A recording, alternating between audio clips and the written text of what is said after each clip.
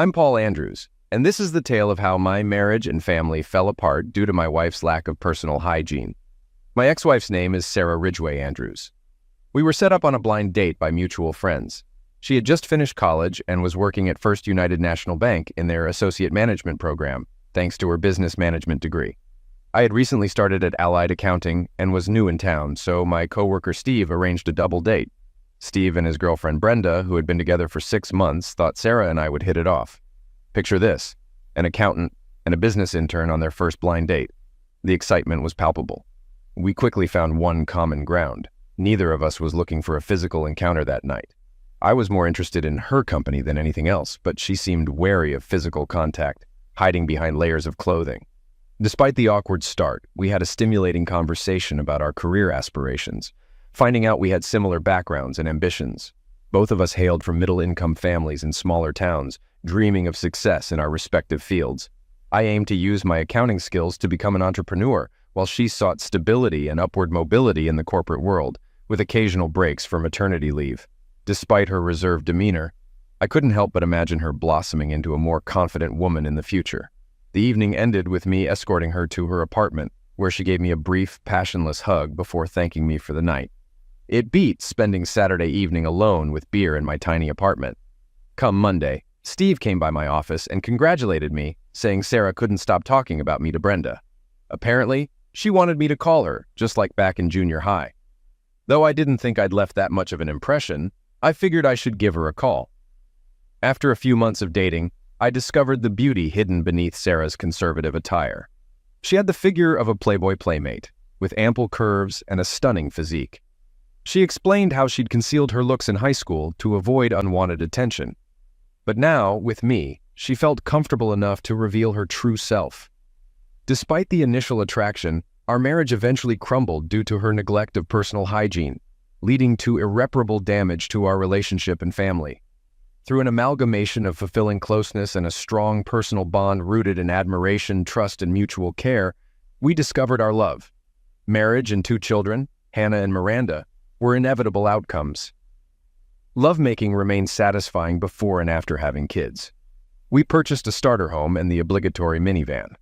As Sarah ascended the career ladder, assuming greater responsibilities, I thrived at Allied Accounting, granted a leave of absence to pursue my CPA. Mr. Karstadt, Allied's owner, took me under his wing, imparting invaluable lessons surpassing any academic teachings. One evening, he invited me to lunch, revealing discussions about selling the firm to a larger accounting group. "Paul, you're my top employee, but you won't flourish under new ownership," he opined. "Consider starting your own practice before the buyout. They'll stifle your entrepreneurial spirit, leaving you discontent. Realize your entrepreneurial potential and plan for your future. I'll ensure you retain some clients to avoid financial strain." His proposal caught me off guard, leaving me grateful yet speechless. Over the weekend, Sarah and I deliberated incessantly. "Don't settle for being a mere employee," she urged. "Focus on climbing the corporate ladder and securing a stable future." But I feared becoming resentful of the monotonous accounting tasks. It was my chance to break free from routine and pursue my long-held aspirations. "This seems unwise," Sarah cautioned, citing our 2 small children and the associated risks. "I can't wait indefinitely to take a chance," I countered. Sarah reluctantly agreed but set financial boundaries, declaring she'd cover half of the household expenses but wouldn't fund any business ventures. "I'll give it my all," I assured her, though internally I wished to express gratitude for her support. Despite her initial reservations, Sarah remained steadfast, refusing to contribute to any loans for my new business endeavor. In case things go awry, she prefers to stay on the sidelines. After her unpleasant behavior, I had no desire to involve her bank, but I'm certain she'll come around once I start raking in substantial profits. Over the next year, finances became tight as Sarah consistently brought in income while my contributions fluctuated. By the end of the 2nd year, I out-earned Sarah slightly, but she preferred a steady monthly income, which I found dull. My business approach evolved as I focused more on advising potential deals rather than solely managing finances. It aligned with my aspirations, and I excelled at it. With my higher earnings, I began investing more into my startup. I capped my personal income at Sarah's level and channeled excess funds into investments. What I enjoyed was negotiating a reduced or waived consulting fee in exchange for a stake in promising ventures. I'd take 5% to 15% ownership for consulting services and lower monthly accounting fees. This arrangement benefited both parties, reducing startup costs for clients while granting them access to my expertise and insights. Being an investor made auditing the company impossible, but it suited me just fine. The company's value soared, outweighing the accounting fees lost. They could buy me out any time based on an agreed market value. Sarah wasn't pleased with this setup, especially my startup investments, so I stopped informing her. My accounting firm's revenue didn't meet expectations. Instead, I amassed net worth, though it wasn't reflected on my balance sheet since shares were valued at a low purchase price. With a competent staff, I could devote more time to my children. During tax season, I prioritized attending my children's performances and events, handling all parent-teacher conferences solo. It was a fulfilling period. The children thrived, and Sarah and I made significant strides. Sarah's expertise earned her the role of assistant vice president at the bank, reporting to multiple superiors. Following her promotion, she insisted on upgrading to a larger, more prestigious home to match her status at the bank. Despite my suggestion to wait, she went ahead and signed a contract at an exhibition the following Saturday. Feeling powerless, I couldn't object. Through my Chamber of Commerce connections, I befriended loan officers at her bank. They disclosed Sarah referring to me as the little accountant, a disrespect that seeped into our home through snide remarks about my profession. I was excluded from the bank's Christmas and summer parties, reinforcing the feeling of professional estrangement. It was time to address our relationship. On Saturday afternoon, I confronted her in the living room, requesting a few minutes to talk. She glanced at me disdainfully, deferring the conversation. "It can wait. I need to attend to some laundry," she retorted. Persisting, I insisted on discussing it later. "Can you spare 15 minutes this evening?" I asked. As she walked away, she reluctantly agreed, muttering, "Yes, I can do that." She then returned to her work. I held off discussing it until the day's end, aiming to highlight how she ignored me and disregarded my desires. My attempt to converse after the kids went to bed was halted by her exhaustion. Sunday morning was no better, as the kids readied for Sunday school and church. While the girls mingled with neighborhood kids outside, I spotted her grabbing her bag and heading toward the door. I halted her and asked, "Do you have a few minutes to talk?" Irritated, she snapped, "Why have you been pestering me about this all weekend? You're acting like a little boy seeking his mother's attention. Can't you see I'm leaving to help my mom with her checkbook? I'll be back in an hour. Can you wait that long?" "It's been 24 hours since I requested 15 minutes of your time. I can wait another hour." 4 hours later, as she busied herself in the kitchen preparing dinner, I seized the moment to prevent her from talking. After dinner, I turned to her, expressing my concern about our growing emotional distance and the state of our marriage. Sarah's fork clattered onto her plate, prompting the girls to glance at me, their expressions curious.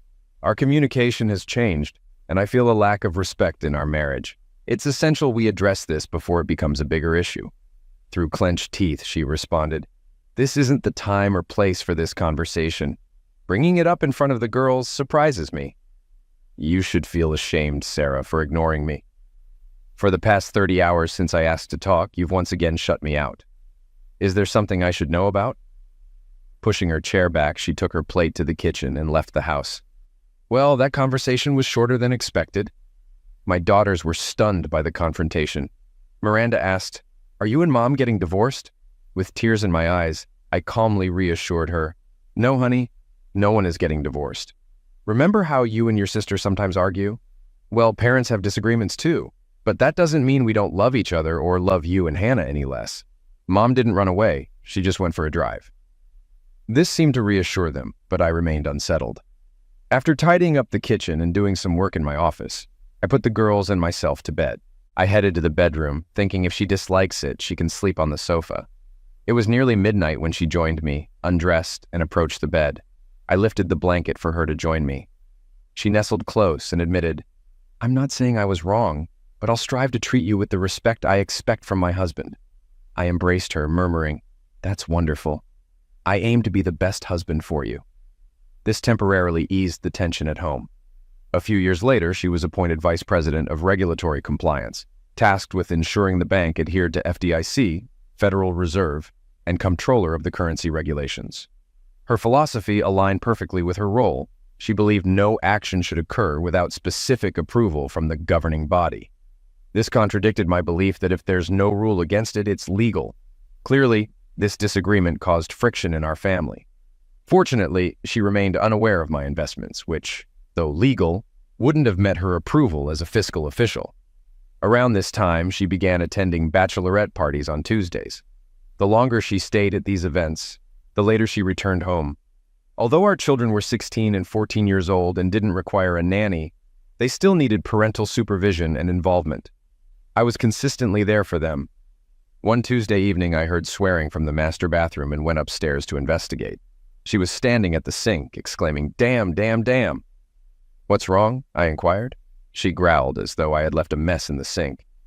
"My damn wedding ring fell into the sink. Do you think you can retrieve it, or should I call a plumber?" I wasn't fond of the insinuations about my abilities. Peering under the sink, I assured her, "If it's in the trap, I can get it out. It'll only take a minute." Again, in an accusatory tone, as if I were to blame for the mishap, she retorted, "Don't worry, I won't need it today anyway." Wow, I thought. You're going out and don't need your wedding ring? This raised concern, and I felt the urgency to gather more information. Sensing her hostile demeanor, I decided it was best to remain silent, but vigilant.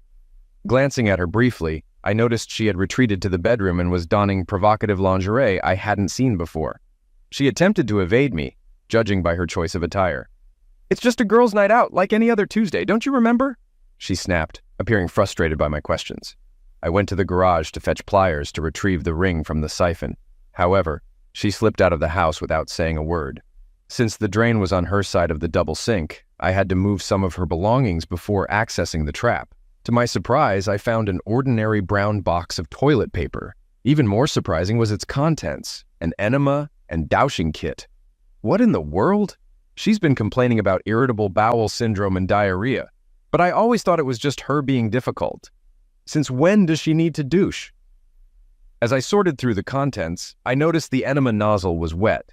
This is significant. It's likely true. The husband is often the last to know. But what do I really know at this point? Who knows? When developing a new business plan, I always made sure to uncover every detail about the company, both positive and negative. That's exactly what I'll do now. I'll begin my investigation immediately.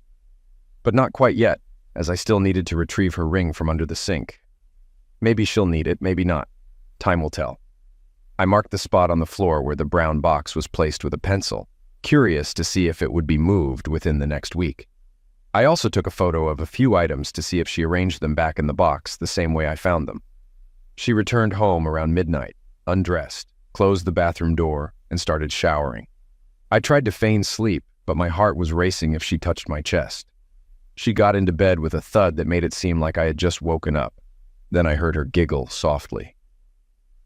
The next morning, I woke up early, mainly because I couldn't sleep. I made sure to close the bathroom door before taking a shower. Sure enough, when I checked, the brown box had been moved. The douche tip was still wet, and the box was an inch away from its original spot. Enema before going out for the night and douching before bed. Someone's having some serious fun. Using a Ziploc bag, I carefully extracted her odorous thong and sent it for biological substance testing. As an accountant, I knew well the property distribution dynamics in divorce cases. I had conducted numerous evaluations for both husbands and wives. In the event of divorce, Sarah would retain the house until the girls reached college age, and I would provide child support while having less time with them than I do now. If my investments were deemed insignificant, I might not pay child support to Sarah, as she deemed them worthless, a sentiment I shared. I refused to finance a home where she could entertain while our daughters were neglected. This situation should never have occurred. Armed with the necessary information, I began devising a strategic plan. Securing custody of my daughters was paramount. I could always earn money. I had proven this. Similarly, I had demonstrated my ability as a caring father. Now, my focus shifted to highlighting Sarah's inadequacies as a mother. Poison came to mind. Not chemical, but emotional. Sarah's perfectionist nature and demand for excellence often led to outbursts when things went awry. Minor issues ballooned into major ones for her. When she lost her temper, she turned hostile toward her employees, me, and the children. I intended to leverage this toxicity to alienate my daughters, ensuring they'd prefer to stay with me post-divorce. Thus, both the house and custody of the girls would remain with me. Silently, I approached her alarm clock and silenced it. She despises tardiness, especially after a late and undoubtedly hectic night like the one she had. The children came downstairs for breakfast, inquiring about their mom's whereabouts. I explained she arrived home late and might sleep in a bit longer, a concept they understood well, cherishing any opportunity for extra sleep. After observing her late-night phone conversations, I accessed her video playlist and played it on mute, hoping her phone battery would drain before she woke. She had a crucial staff meeting scheduled for Wednesday morning, she claimed. An hour later, I heard a shriek followed by my name.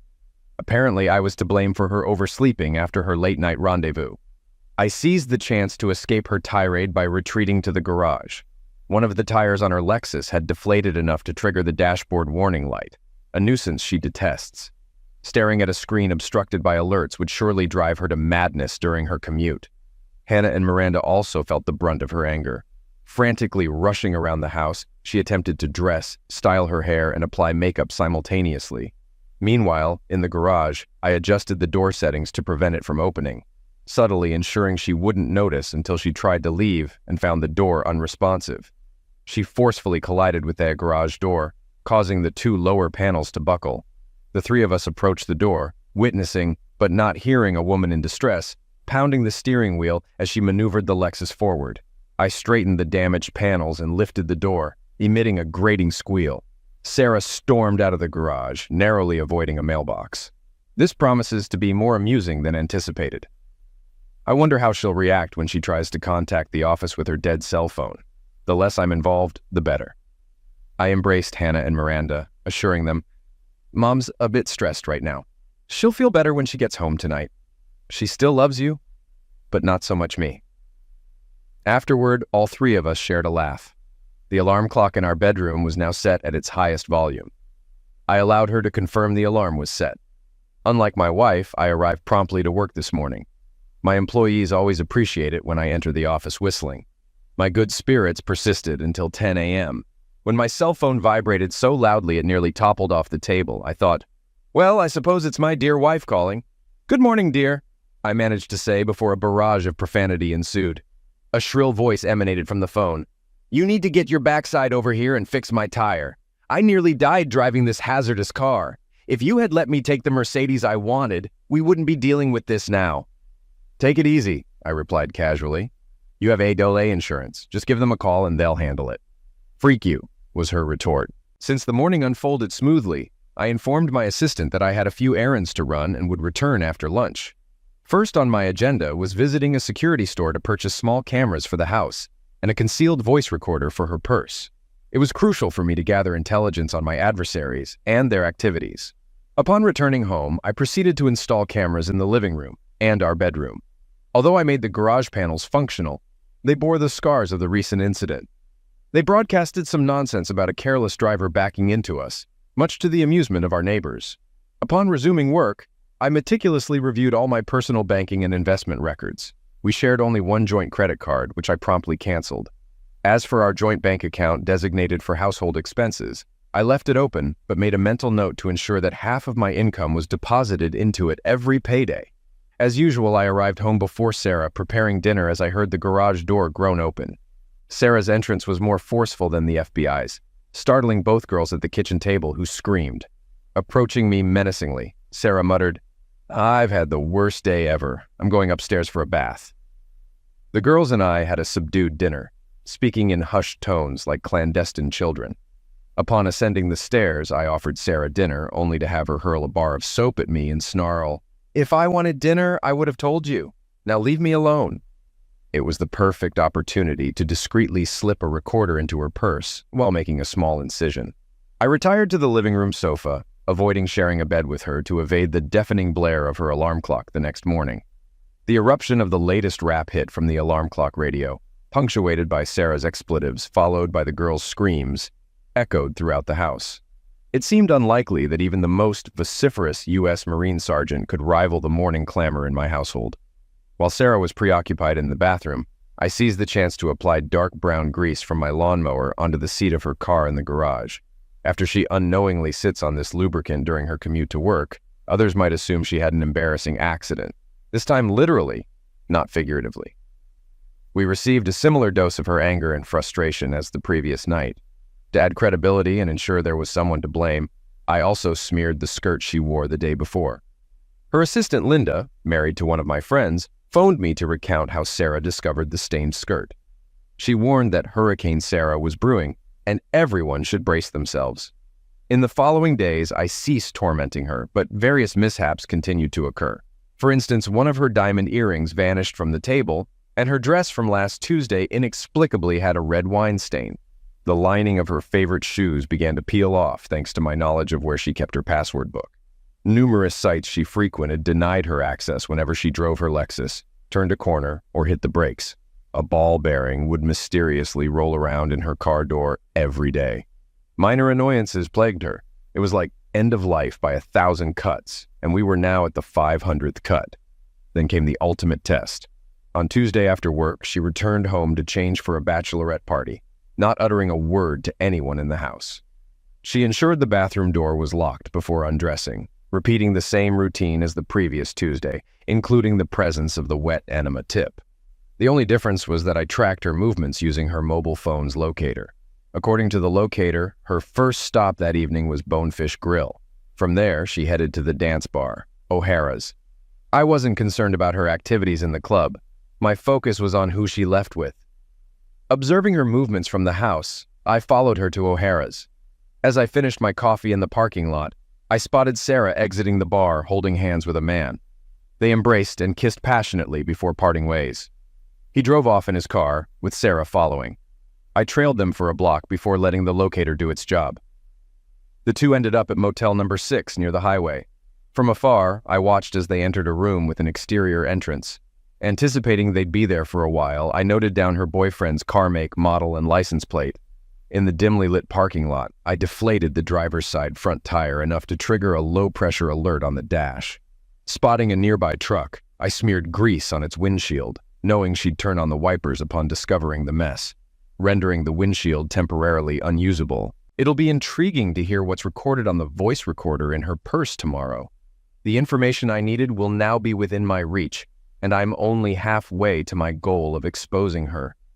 After 1 o'clock in the morning, she headed to the bedroom, undressed, and slammed the bathroom door, likely preparing to shower and douche. She didn't interact with her alarm clock or phone that night, aiming for these actions to seem arbitrary.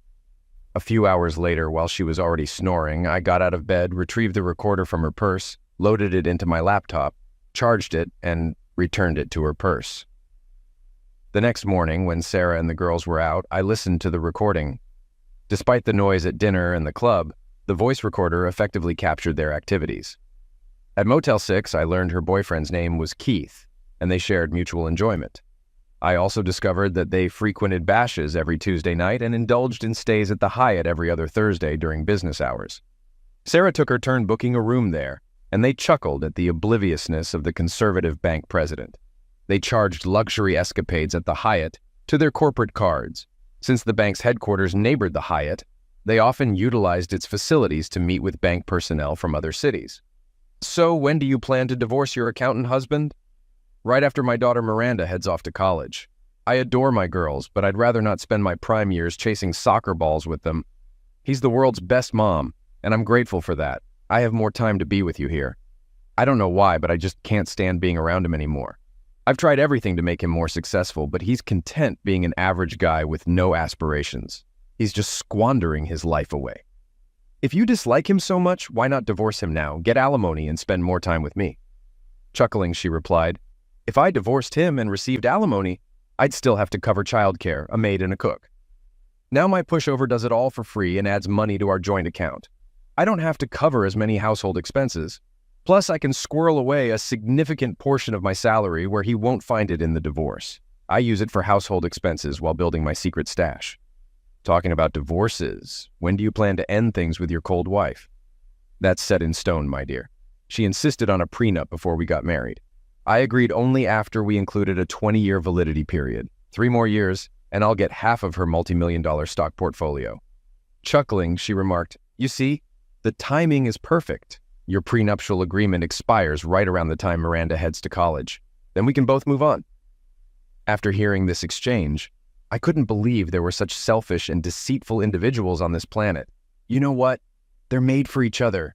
They'll have a rough time together as they both try to deceive each other emotionally and financially.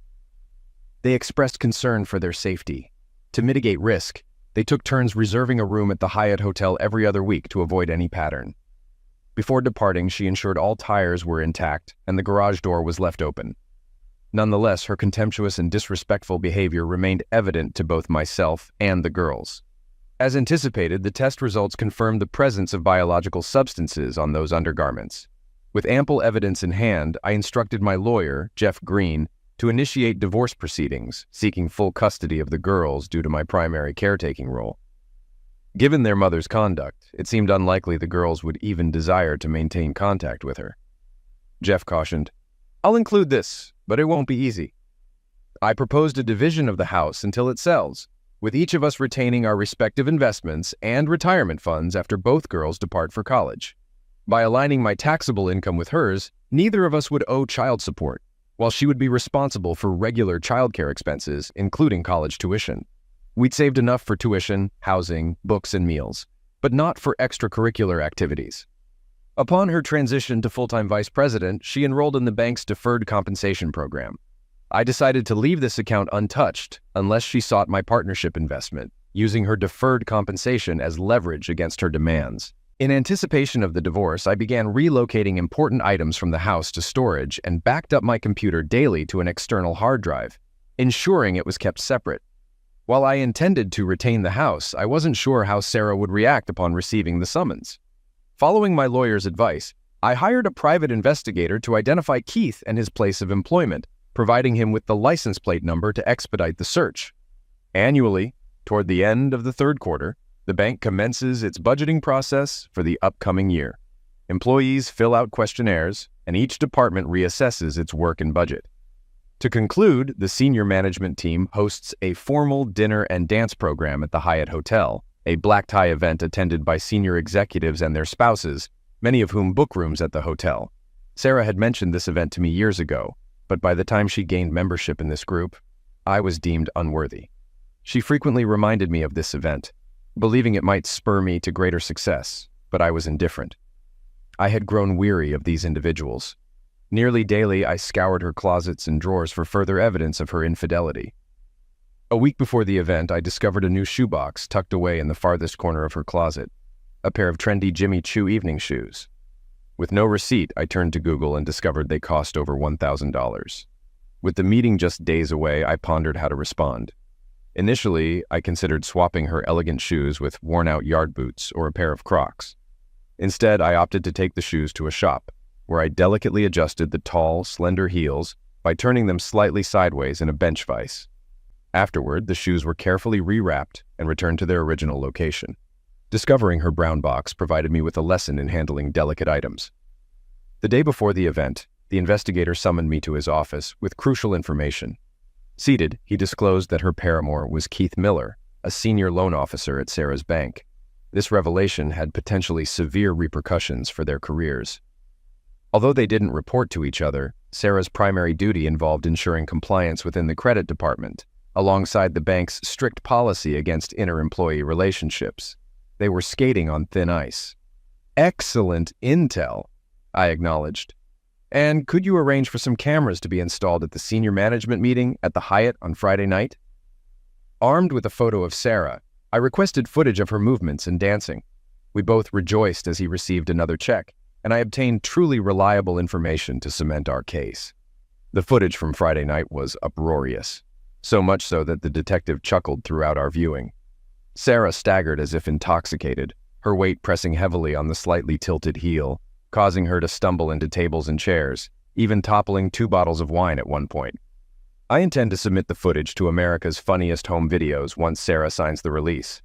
Naturally, she and Keith adjourned to his room for a night of passion, all meticulously documented by a discreet video camera slipped under the hotel door. Isn't it remarkable how technology has advanced in recent years? Although Sarah returned home before noon on Saturday, we didn't see her until late Sunday morning. Typically, she would return home fatigued on Wednesday afternoons, likely due to her late Tuesday night classes. On this particular Wednesday, however, things took a different turn. I intended to adjust the hot water in her bath. She grumbled a greeting as she headed to the bathroom. I waited while she adjusted the tap to find the right mix of hot and cold water. Hearing the sink start running, I realized she was washing up, so I went to the utility room. Each faucet in our house has separate water lines regulated by a manifold on the wall. Swiftly, I shut off the hot water line in the bathroom and let the tub fill with cold water. As soon as the flow stopped, I turned the hot water valve back on. A pained sound escaped my beloved wife's lips as she eased into the cold water bath.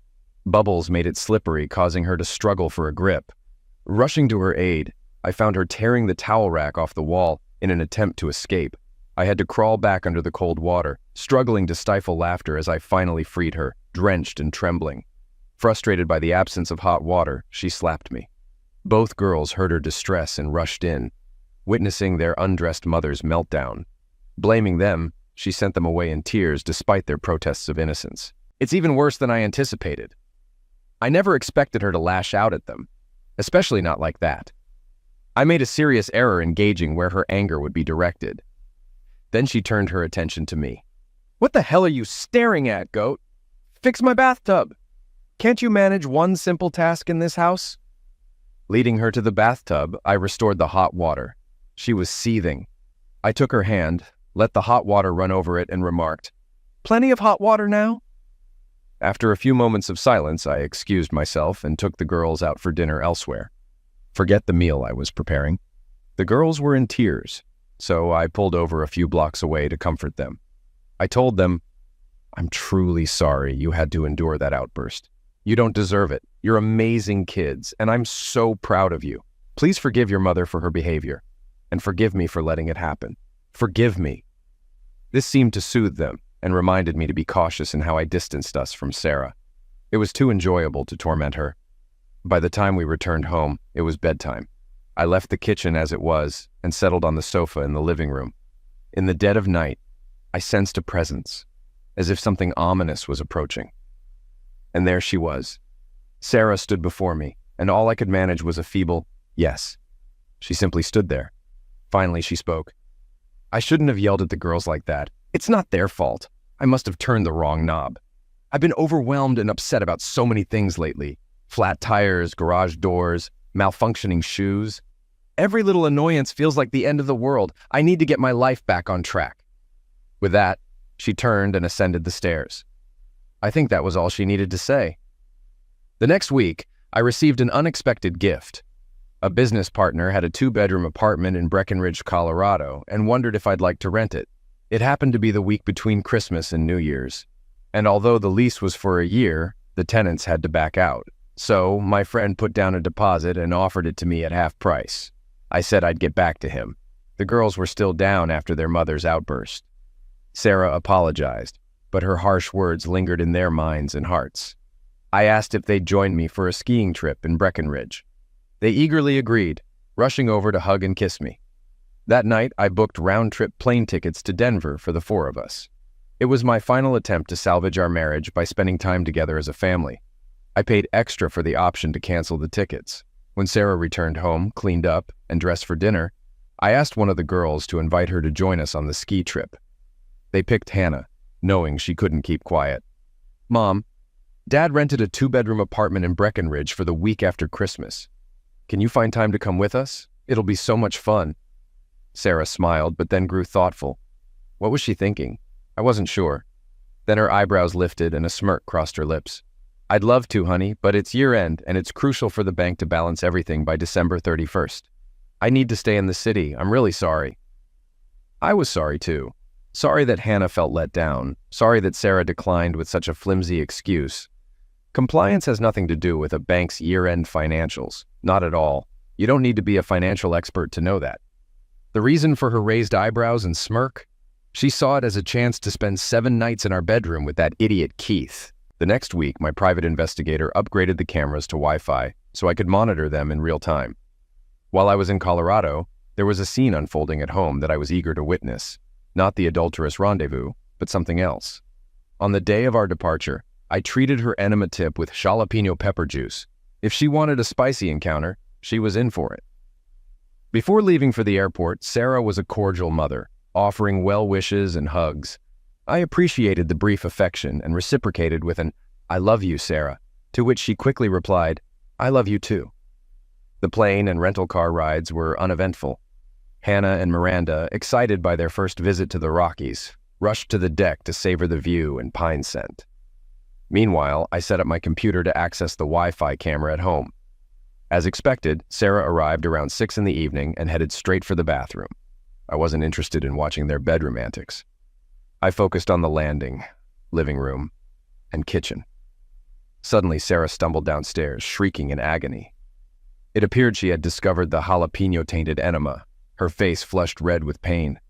I couldn't help but imagine my investigators' amusement at this scene. Well, it seemed Keith wouldn't be visiting today. I wondered how long it would take her to recover. It would be a shame if their romantic plans were ruined for the entire week while we were away. Pity aside, the three of us enjoyed the Christmas-decorated downtown Breckenridge, indulging in pizza amid the snowy scenery. On our way back to the condo, the girls were drawn to music from a teen club. "Dad, can we check it out?" Hannah asked. Happy to oblige, especially considering all they'd been through, I escorted them inside. While they danced and laughed, I found a table to monitor them, allowing me to catch up on emails without feeling neglected. It didn't take them long to attract boys and engage in dancing, laughing, and chatting. Whenever they glanced back at me, I would give them a reassuring nod while lifting my Diet Coke. Many adults were present, keeping an eye on their kids. Across the dance floor, I noticed a particularly attractive woman doing the same. Our eyes met and we exchanged smiles. She had 2 boys who frequently approached her table for money, snacks, or drinks. My daughters seemed to prefer hanging out with them rather than playing elsewhere. As I finished typing the message, I glanced up and saw an attractive woman approaching me. Other men were also watching her. She wore ski pants so snugly fitted that her freckles were visible, and her sweater accentuated her figure, radiating warmth despite the freezing temperature. She stopped at my table. "You must be Hannah and Miranda's father. Why don't you come and join the rest of your family instead of staying here alone?" I tried to conceal my surprise, but responded warmly. "My girls have good judgment. I suppose that's why they're sitting at your table. I'm Donna, and Zach and Michael are my 2 boys, aged 16 and 14, who aren't far from turning 21. I smiled. They're the same age as my girls. Coincidence? We both chuckled. "In the time I've spent observing your girls," Donna remarked, "and then interacting with them, they are incredibly sweet children. You should be proud." "Certainly, I am proud. I must say, your boys seem very well behaved too. Or is it just because you're keeping an eye on them?" Donna chuckled. "You're quite perceptive. It's reassuring to see a father who watches his children as attentively as I do. I work from home, so I'm the one who sees them off in the morning and welcomes them back in the afternoon. They receive a lot of attention because they're the most significant part of my life now." For Donna, the boys, and us, it was our first day in Breckenridge. It didn't take long for the 4 teenagers to plan their skiing activities. Tomorrow morning, Donna and I coordinated our schedules so we could take turns chaperoning them. We decided to send them off in the morning, have breakfast together, and then ski in the late morning and afternoon. Over the next week, Donna and I got to know each other better, and we both liked what we discovered. It felt good to confide in her about my issues with Sarah and my intention to divorce her. I didn't mention my pursuit of custody, making it easier for myself while ensuring the girls' well-being. Though not something to be proud of, it seemed the best option for them to be with me, rather than that selfish woman. Donna had been a widow since her husband's tragic pass away in a drunk driving accident 2 years prior. We both struggled to forgive those who had altered our lives. Simply having someone understanding to talk to was immensely comforting for both of us. On our final evening, Donna and I shared a dinner without our teenagers. When the kids were out of sight, we spent the last 30 minutes of the night cuddled on the couch. By the week's end, we realized we needed more time together. Our 4 teenagers echoed the sentiment. It was clear it was time to end my marriage with Sarah. Upon our return home, Sarah appeared fatigued and drained. Perhaps joining the family in Colorado would have been beneficial for her. We had an enjoyable time.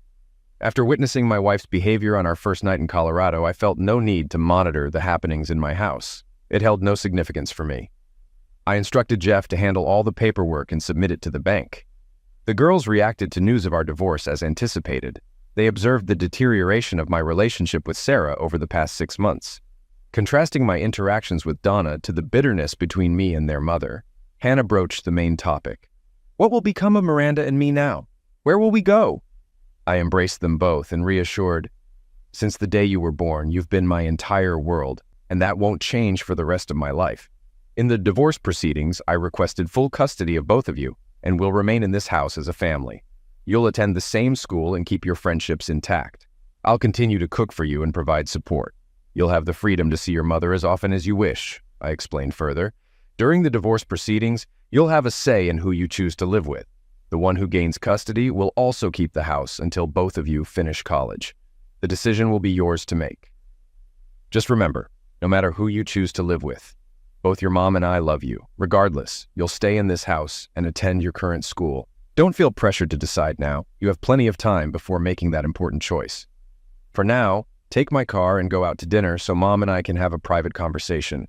If you'd rather not witness or hear our discussion today, that's fine. After concluding my conversation with the girls, I checked my phone to see the numerous missed calls and texts. As we talked, I had a hunch about the caller's identity. Instead of ignoring the call, I opted to dial Sarah. The first words out of her mouth weren't a greeting, but a barrage of curses that seemed to melt the plastic of my phone. I let her vent, rant, threaten, and scream until she ran out of breath. It was futile to interject, so I allowed her to vent. Eventually, she paused to catch her breath. Why? Why would you do this to me?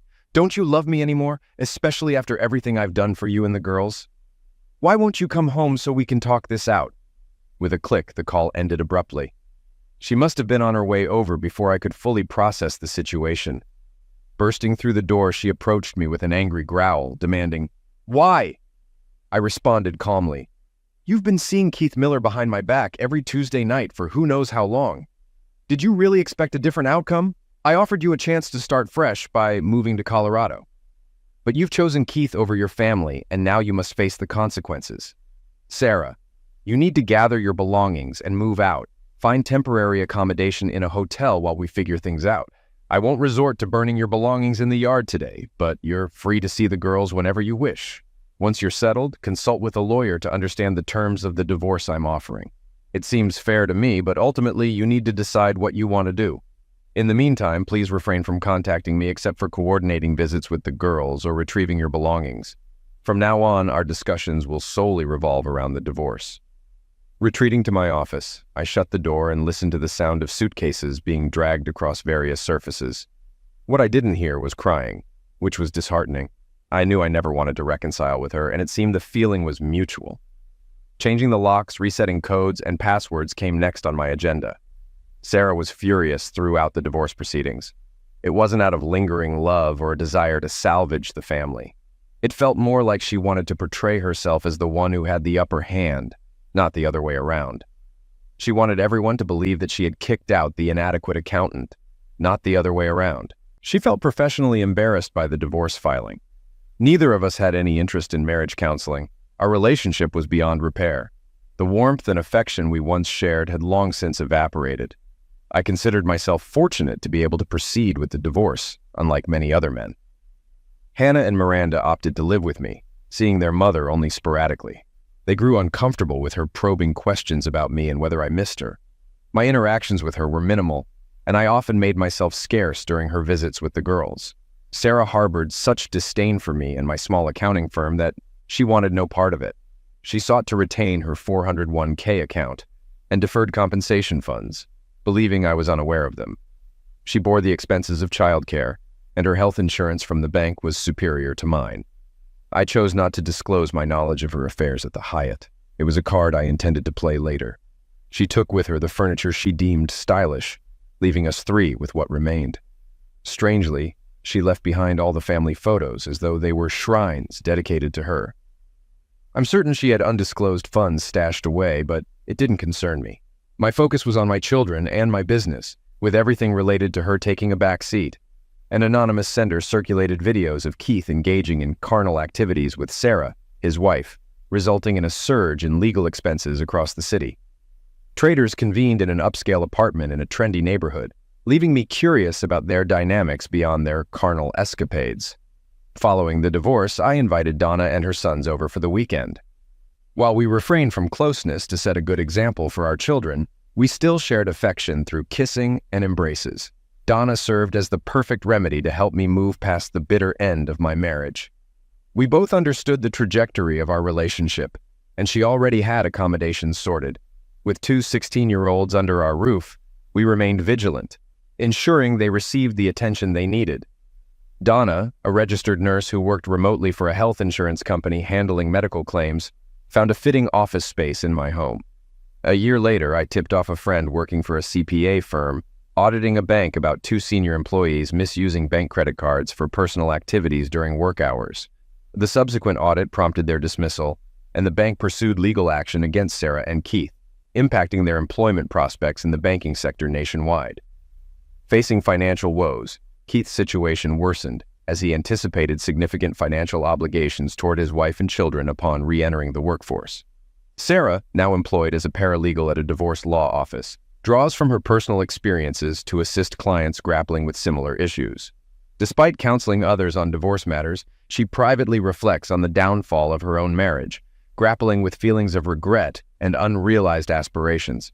Interestingly, she no longer seems fixated on pursuing relationships with successful businessmen and doctors, unlike her previous aspirations. As the year drew to a close, my seemingly worthless investments accrued to over $2 million, promising a prosperous year ahead, especially with my upcoming wedding to Donna scheduled for mid-June.